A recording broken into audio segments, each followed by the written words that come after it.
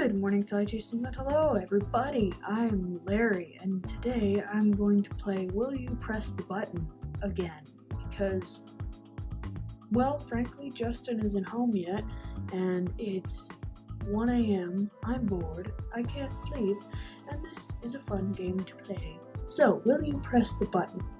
Half-Life 3 comes out, but you can't play it for 15 years. You can only watch 12-year-old trolls play it.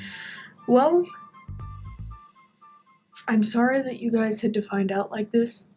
I never meant to lie to you. I never meant to, fool you. But I have never played any of the Orange Box games. I have never played Portal. I have never played Half-Life.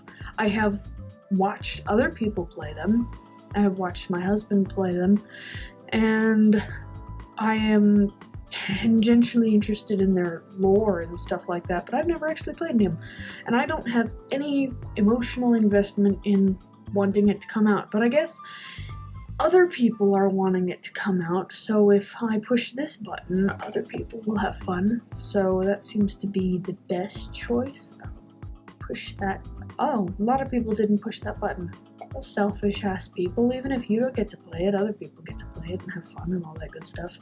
The next button you press will give you extreme feelings of pleasure, but you won't be able to experience the same feelings ever again. It doesn't mean like erotic pleasure, does it? Because that's unsettling, and you won't be able to experience the same feeling ever again. No, I think if there are heights of physical pleasure yet to be reached by my personal self, I don't think I would want to experience that and then never be able to recapture it again. That's how people wind up addicted to drugs and shit, trying to recapture exciting moments of their lives. Not that that's the only reason people turn to drugs. There's lots of reasons. But, oh shit, I hit the wrong thing. I meant to say I would not press the button. See, this is me. I'm so good at games, I can't even pick the right option in a two-option scenario. You can live in the world of the video game of your choice, but if you lose, you die. I don't think that there's any video game world that I necessarily want to live in. I mean, it's great to, vicariously experience adventure through a screen, but I mean, one of my favorite games in the world is Don't Starve, but the idea of literally being thrown out into a wilderness where I have to, find wild carrots and build a fire before dark and shit so that I don't die sounds like a really, really bad time, so I will not push that button. A lot of people push the button. I guess I like roguelikes and survival games, and none of those seem like good places for me to want to actually be. You will have $14.5 billion deposited in your bank account and inherit a multi-billion-dollar company, but you will fall in love 3 times and have your heart broken terribly at least 2 of those times. I'm married, very, very happily so if I inherit this, and does that mean that I automatically have to stop being with Justin forever? Because that would be horrible, and I hate to be a human cliche, but I really don't think that there's any amount of money that's worth my marriage. I'm gonna rules lawyer this and say that my last romance is me getting back with my husband. So, push that button. Billions and billions of dollars. Oh, lots of people would push that button. I'd like to see how single people respond to this versus married people.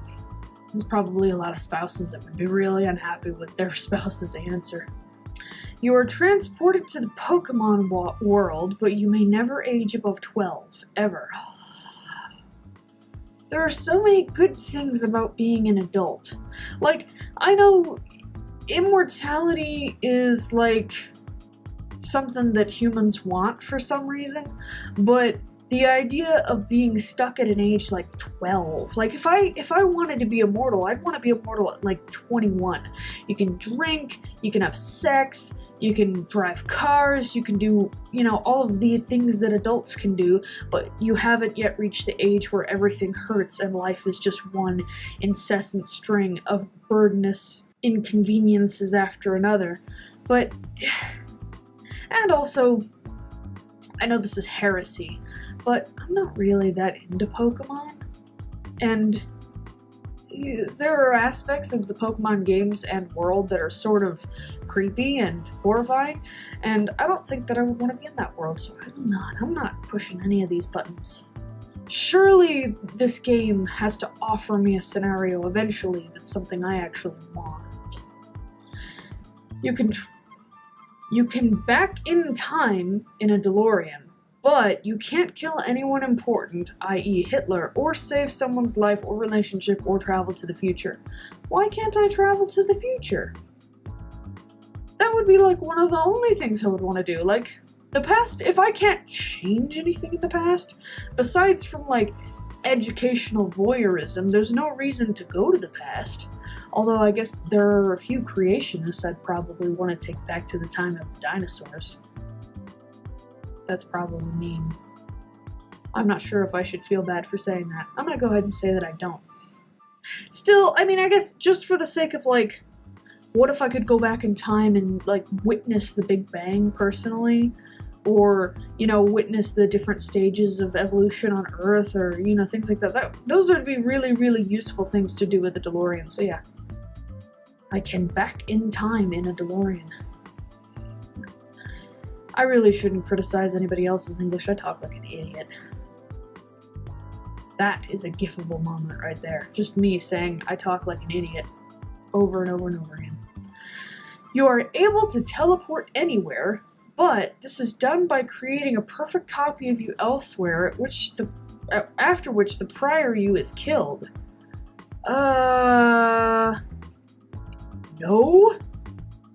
That's not even a question. Like, to everyone else observing the situation, it would look like me, probably act, think, and talk like me, but I myself, personally, would be dead. And I'm not okay with that. I'm not okay with being just dead. All movies made from here on out are masterpieces. They have the perfect cast, special effects, storyline, and mood. All remakes are much better than the originals, and not all sequels suck.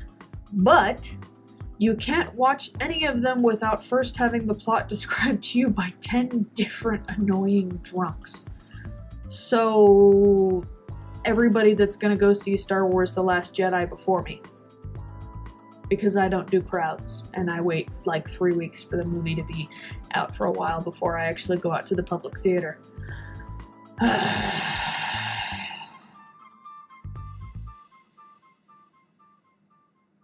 This is another one of those where, yes, these negative conditions affect me, but do they affect everyone else? Like, does everyone else get to experience a world where all cinema is perfection? Yeah, I think that would be worth it, just for that sake. Plus, I'm not overly bothered by spoilers most of the time. There are a few movies that I look forward to so much that spoilers would hurt the experience for me any. So, you could see everyone's lifespan, name, and age just by looking at them. I'm a Shinigami. But you have to sacrifice the half of your remaining lifespan. So, yes. So, I have the Shinigami eyes. But, as this person down here notes, why would you need this if you don't have a death note? If I don't have a death note, why do I need all this information? Besides, like, casual curiosity? It's totally not worth sacrificing half of my life if I can't even do something useful with it. Nope, I will not. My life's already probably going to be short enough because I'm a fat fuck that chugs Diet Cokes and eats cheeseburgers 3 meals a day. Man, I gotta get a hold of my life. Your loved ones will never suffer another nightmare again, nor will any horrific things ever happen to them for the rest of their lives. But you have to be the one that travels into their dreamland every night to vanquish those nightmares and bad vibes, and if you die in combat, you die for real. So, okay. So, if this was just nightmares, this is a definite I will not push the button, because I'm gonna put myself in actual, factual, physical danger so that other people don't have bad dreams. I have nightmares all the time. Another, here, factual point about me. I suffer from night terrors. I have night terrors all the time. I wake up, I bolt up in bed, screaming my head off. I have no idea why. But, like, I wouldn't expect somebody to put their own life in danger just so that I don't feel mildly disturbed every once in a while. That's totally not worth it. But this other condition of nor will any horrific things ever happen to them for the rest of their life, does that mean that nothing bad ever happens to them? Like, no sudden deaths without explanation, no fires burning down houses, no, like, or does that count as horrific? Are we only talking about, like, violent crimes or, I don't know, zombie attacks and shit like that? I don't know. I'm gonna say I will not. Just on the nightmare thing, I will not. You win the lottery, but you cannot understand English for the rest of your life. Okay, so I'll go be rich in France or some shit. That took 6 years of French. It would be really awesome to be able to put that to some practical use. I'm serious. 6 fucking years of French, and I have never met a French-speaking person in my entire life. I feel cheated. Anyway. Yeah, I'll push that button. If I win, like, the Hoosier Lotto Mega Millions and get, like, $150 million, I'll fuck off to Europe and live a happy life. Not be able to speak English. Alright, last one. President Kennedy does not get assassinated, but the Beatles never become popular. Now, see, this is a really interesting one, and I wish I knew more about the history, but from the way that I was taught this segment in history classes, a lot of Kennedy's more popular legislation was passed by the president that came after him, basically using his death to propel it through the legislature. So, like, you have to honor the memory of Kennedy, so you have to pass this legislation. And that's how some of the early civil rights legislation got passed, that it might not have gotten passed if Kennedy wasn't assassinated. Like, and that's just the frame through which I was taught that. If that's not completely correct, I apologize. But the Beatles laid the foundation for a lot of music that came after them. Like, they were one of the most hugely influential bands, like, ever to exist. So, while I don't want Mr. Kennedy to get shot in the head, for history to have unfolded in the way that it did, these things had to happen. And that's true of every historical event, but there are so many things that happened politically in America that would not have happened if Kennedy wasn't assassinated. So I gotta say no.